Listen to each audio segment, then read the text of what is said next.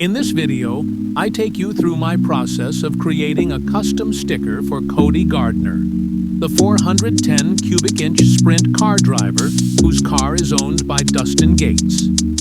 Watch as I use Adobe Photoshop to turn my original illustration of Cody's sprint car into a bold sticker design.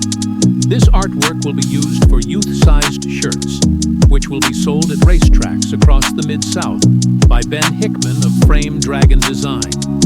The shirts will be sold for $15, and stickers will be handed out as promo items. Whether you're a fan of sprint car racing, a fellow designer, or just curious about the process, this video is packed with tips, tricks, and insights. Let's dive into the world of motorsports design.